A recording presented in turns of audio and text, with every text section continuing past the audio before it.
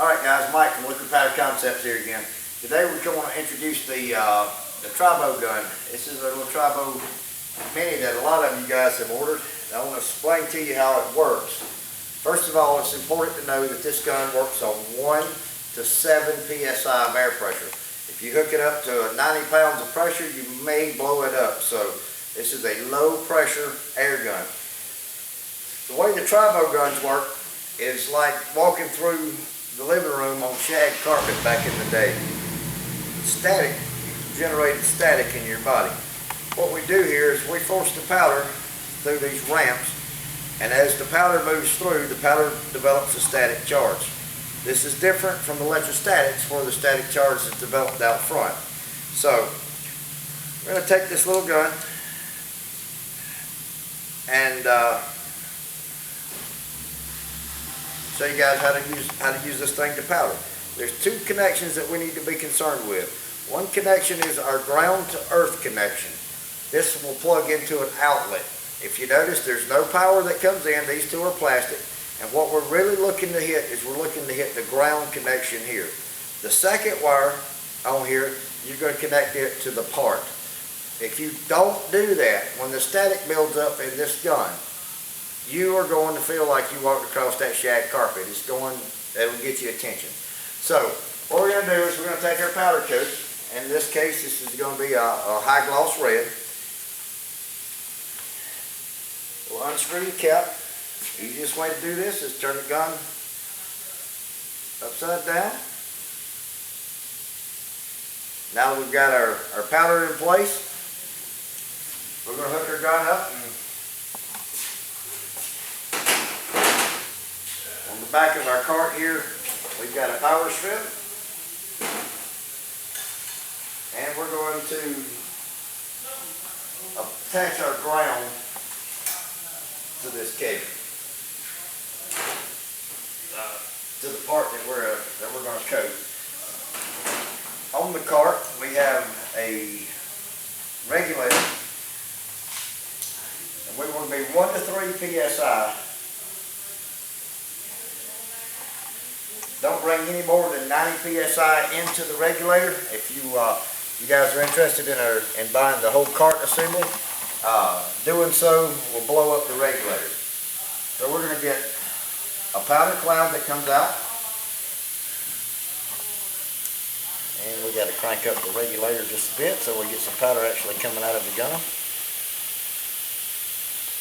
You can see that we're out of a small gun. We've got a pretty decent powder cloud. So as the powder comes through the gun, the powder is charged.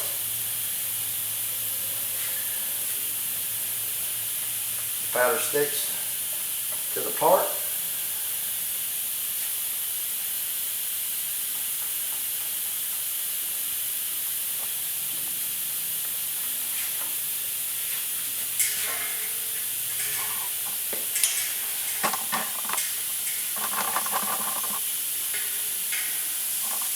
Make sure that our ground wire doesn't get into our powder there.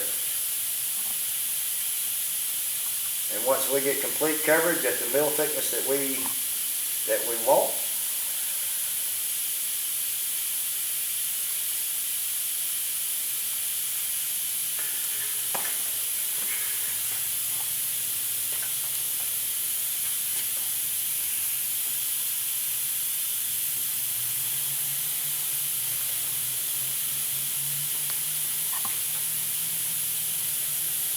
and crank up the air pressure for more flow, more powder flow.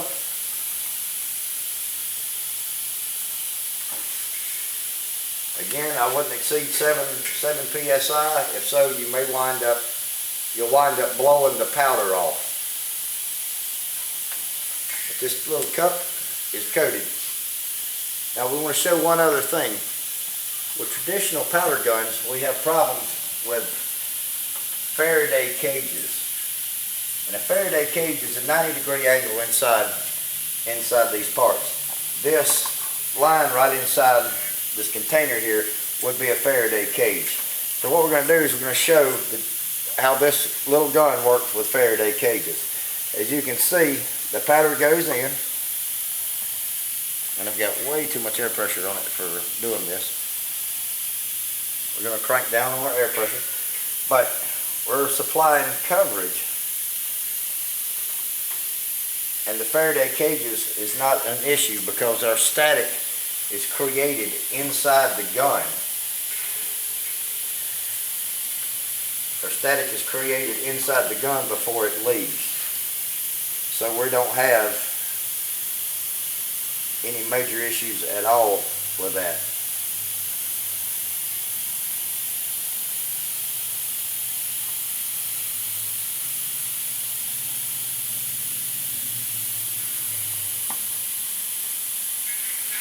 Go ahead and turn this piece around and just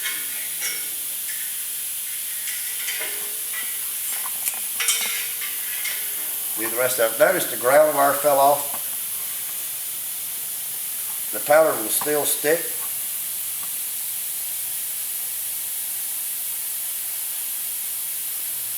Because the powder is static charged as it comes out of the gun. So just quick, we're able to powder coat this piece. The only thing we need to do after this is we need to put it in the oven and follow standard curing techniques.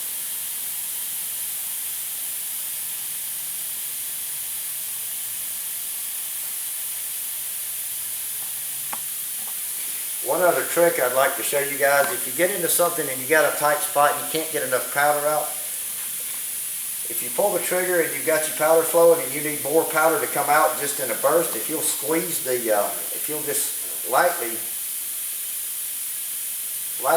squeeze the top of the bottle, you can increase the powder flow temporarily. But the thing with this gun is you don't have to worry about getting too thick. You can see when I try to go too thick that it just falls right off the part.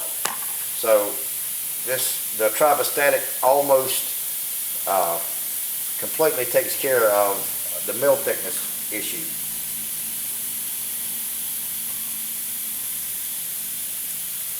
And you're ready to go to the oven and bake that and return it to your customer. Now, when it comes time to clean the gun, you're going to turn the gun upside down, get as much powder back in there as you can. We'll disconnect this and put our cap back on the Tribo. From the cart,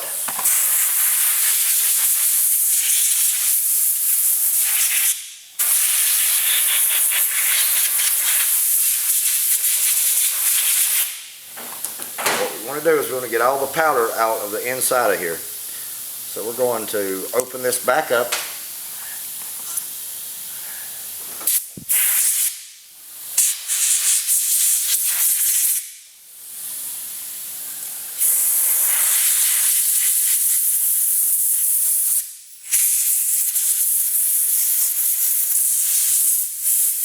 Blow the gun clean.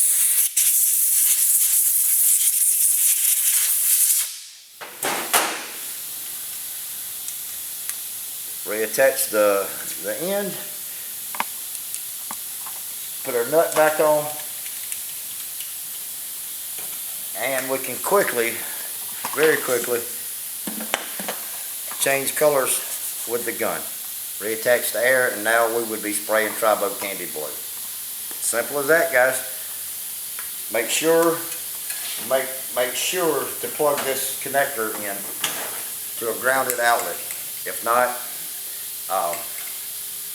it'll definitely let you know that you forgot. Alright guys, over and out. Talk to you later.